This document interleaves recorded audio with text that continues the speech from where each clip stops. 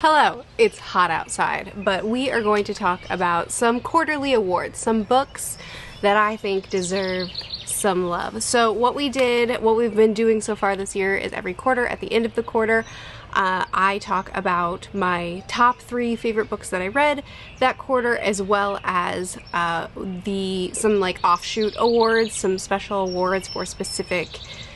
You'll see. As well as that, we check in on badges that I'm trying to collect, and I've added the r/fantasy bingo board. Check out this video if you want more information on how we run this, or just like, you know, hang out with me and see it through. Holy cow, it's hot! Why did I decide to film outside? We'll go ahead and start off on the top 3 books that I read this quarter. I realize that June isn't over yet at the time that I'm filming this video, but with me dedicating most of December to rereads, as well as just the fact that I haven't been reading very much in June because life has been busy, so I keep having to push back the vlog that was supposed to go up last week and then should have gone up today and will now hopefully be up on Thursday. It's just, you know, we're getting the video when we're getting the video. So, top 3 books of this season. I'm starting here because all 3 of these books made it onto my top books of the year so far, so we can just briefly mention them and then move on. Sorry if you can hear the dogs barking in the background. So here's the graphic for the top 3 books that I read this quarter. Coming in at number 3, we have Small Favor, which is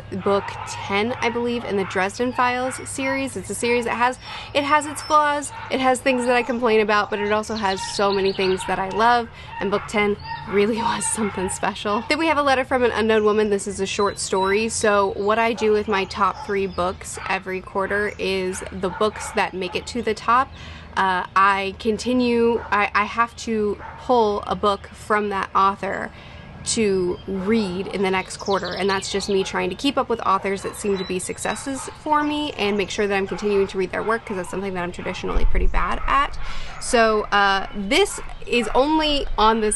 book was only read because of that challenge I made for myself, because Chess Story was one of my top 3 books of last quarter, and so I picked up another book by the same author, and again blew me away. This is a letter written by a woman who is absolutely obsessed with a man to the point of true disturbance, and this is her chronicling that obsession, where it began, how she basically melded her life around him, and now that she's about to die, she writes this letter and has it sent to him posthumously, and we read it along with him, and it was terrible, but extraordinary. And then my favorite book of the quarter was Born, which is the sci-fi. It's Vandermeer, one of my all-time favorite authors now, an author that I've just been binging his books, and this one specifically follows a post-apocalyptic world, levitating bear, alienoid-like creature, and a woman, or a girl, young woman,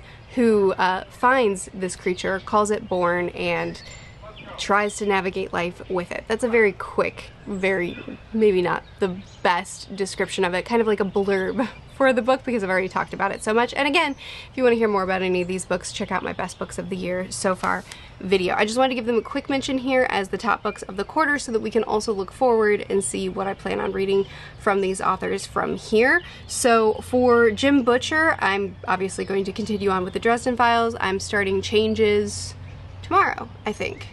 Yeah, I should be starting Changes tomorrow. So the day that this video goes live, I should be starting Changes. For Letter from an Unknown Woman, I actually, after I finished A Letter from an Unknown Woman, I bought the short story collection that is the cover that you see in this graphic. I bought that short story collection, and so now I have a bunch of his short stories. The last time I asked for more recommendations from this author, multiple commenters said that his short stories are better than his novels, so I'm just going to continue on with this and just keep reading his stuff until I get bored or forget. So I'll probably just open up to the first short story and start there and just keep kind of plucking away at his work. For Vandermeer, it's another easy one. I'm actually currently reading City of Saints and Madmen, which is the first in a trilogy, and I plan on, well, my goal was to read all 3 of those books in June, but with how my June reading is going so far, those will probably, some of them might bleed over into July, we'll see. Also, he's releasing book 4 in the Area X series in October, that'll be quarter 4, so he's secured for a while. in my reading. We actually, on my Discord, we actually have plans for reading one Vandermeer at least a month, and we have it all mapped out what books we're reading what month. So we're gonna get a lot of Vandermeer. I'm not stopping until I run out of books. Okay, now for the awards outside of my top 3 books.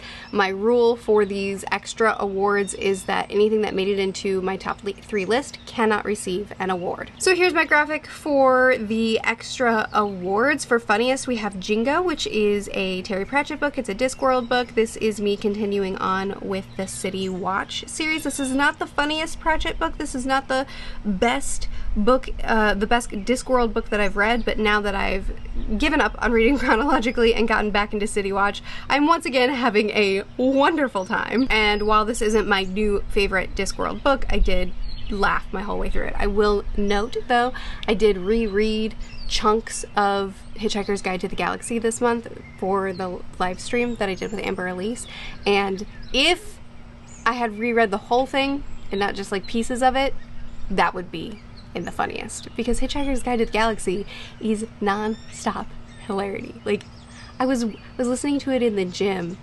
I was listening to the audiobook in the gym and laughing out loud, which I hated because I was drawing attention to myself, but I couldn't keep it in. It was so funny. It was just amazing. Anyway, best hook, that's gonna go to The Imaginary Friend, which I just finished right before sitting down to film this clip. The Imaginary Corpse is what the book is called. It's called The Imaginary Corpse. So this follows Tippy, which is a stuffed Triceratops, who lives in the realm of the forgotten ideas. So when an idea is no longer needed, for instance, an imaginary friend or a stuffed animal that has kind of a personality projected onto it by their child, when the child no longer needs this idea, it's then severed from the child and brought here. And Tippy, after a terrible car accident, is severed from his child, and now he is well, he already was a detective. He was a detective for his child.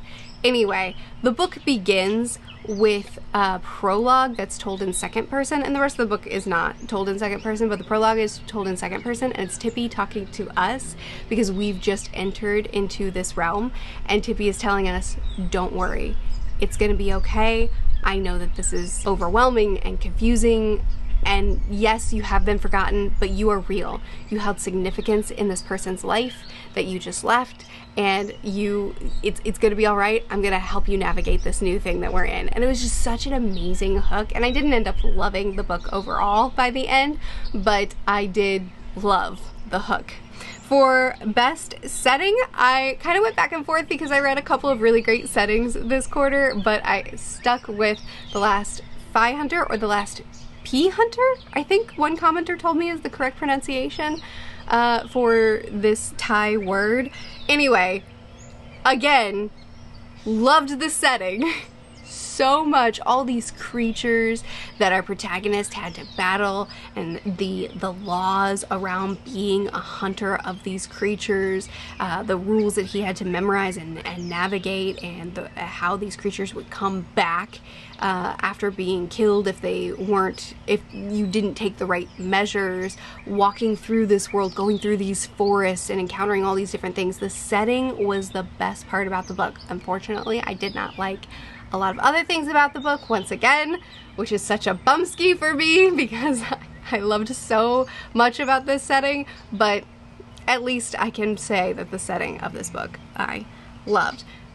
Best character. This is going to a book that I'm pretty sure I gave 5 stars. So both Jingo and Empire of Ivory were at least both books that I very much enjoyed, as well as getting these awards. The Temeraire series it's a dragon rider series, but following a naval man who gets a dragon egg and maybe possibly shouldn't have, especially in the eyes of the world politics.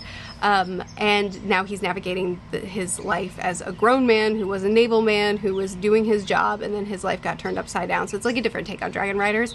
And the relationship between Lawrence and Temeraire is one of the best things about the series, but also just the characters in general in this series are fantastic. And while there are many characters that I could list as extraordinary characters in the series, I'm giving this award to Hannah, who was introduced in this book and who may never be referenced again in the series, but boy oh boy did I love Hannah. What a strong, phenomenal character. Okay, For the badges, so we do badges on my Discord as well, over on my Patreon. We have monthly challenges put on by one of my mods, Lynn, and I, at the very last moment, every single month, go through her challenges and assign books to it and get my badge. Like, I'm just barely getting this done, but I am getting it done, daggone, and I have not missed a badge. I will collect them all, I hope. June's not going well for me, so I hope. As far as reading, just in general, I'm not reading. Not because I don't want to. I'm not in a slump. I'm just, you know, life. So, and then I have the bingo board, which I'm putting on, and we have seasonal books, challenges. We have challenges for each season, and you have to complete a book for each challenge, as well as Space, which is seasonless, and you get to do that all year long. So I did complete winter, and I have completed spring, and I've almost completed Space. So I'm doing great on that. I just need to get into summer, and at the end of the year when we do like our final check-in, I'll show you all the badges, but I'm waiting to collect them all before I show them off to you. So that's going well. As far as my goals, sadly, that's not gonna be as good of news. The very first thing actually that I should be checking off of my goals chart, I cannot check off, and that is keep track of reviews / stats. So this is the bumski. I have been doing a great job, except for last month, the month of May.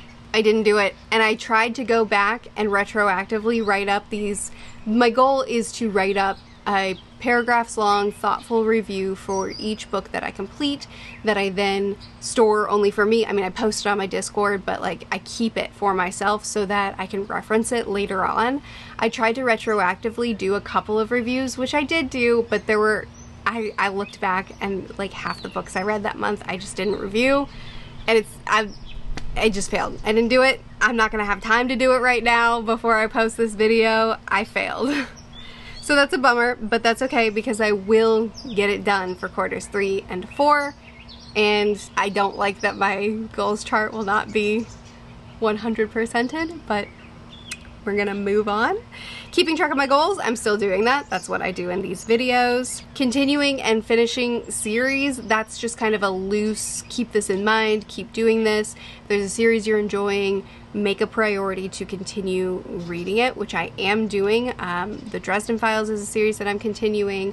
I am planning on completing the Mushroom Vandermeer series that I'm currently reading. I have plans to read the whole thing either in the month of June or June and July, just depending on how much I read. I've been continuing on with the Temeraire series. There are several series that I'm reading and loving and continuing on with. There are other series that I'm not continuing on with immediately. The Book That Wouldn't Burn, the sequel to that came out, and I decided to wait until the third book comes out to read them all back to back to back. So there are series that I'm intentionally not doing this with, but with purpose. And then there are series that I'm intentionally making a point to read. So I'm doing this. Good job. Collect all the badges. By the skin of my teeth, I'm still on track to collect all the badges. And finally, reading sprints. I did do a reading sprint this quarter. Technically, my goal for this was just for me to put on one reading sprint in the entire year, which I did complete.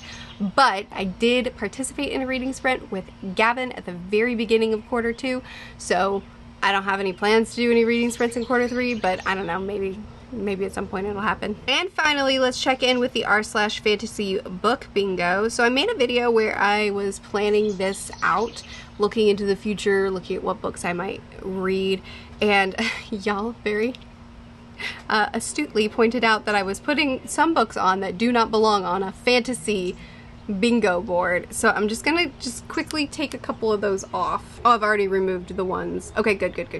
I've already removed the ones that didn't actually fit on this bingo board because I was adding like literary fiction and books that shouldn't be there. Let me quickly look through the books that I read this quarter and see if I can add any more to the board. Okay, Dreams I'm going to add on there because in A Court of Mist and Fury, Feyre does experience dreams. She has nightmares.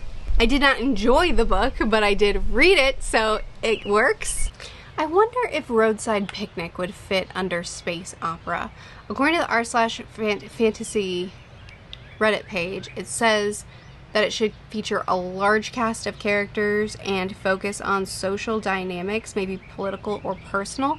I think that for sure Roadside Picnic fits the second of those 2 points, but it really doesn't have that large of a cast, so I guess it doesn't count.